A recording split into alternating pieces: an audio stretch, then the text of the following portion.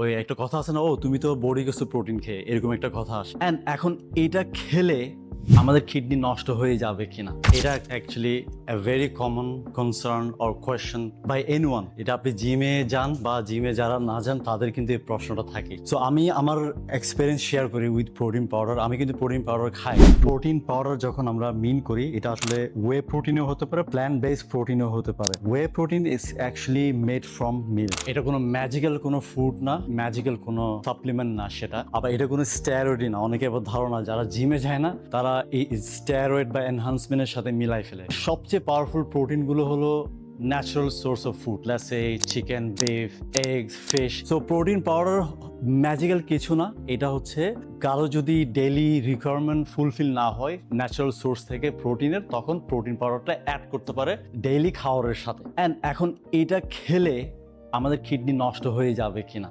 Protein powder একটা process food. আমরা daily এরকম অনেক প্রসেস ফুড খাচ্ছি, সে পাউরুটি খাচ্ছি, ইয়গার্ট খাচ্ছি, এগুলো সব process food. Soft drinks, Coke, Sprite, মিষ্টি খাচ্ছি, অনেক ধরনের প্রসেস ফুড আমরা খাচ্ছি। সো এগুলো নিয়ে আমরা কনসার্ন না, আমরা প্রোটিন পাউডার নিয়ে খুবই কনসার্ন। তো এখন আপনার কিডনি নষ্ট হবে কখন?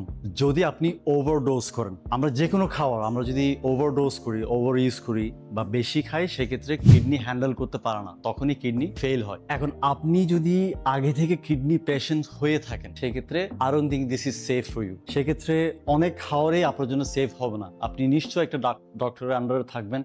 ডক্টর আপনাকে একটা লিস্ট করে দিবে বা নিউট্রিশনিস্ট আপনাকে একটা লিস্ট করে দেবে কি কি আপনি খেতে পারবেন, কি কি আপনি খেতে পারবেন না। The answer is, if your kidney is safe, if you are normal and healthy person, protein powder is no harmful to you.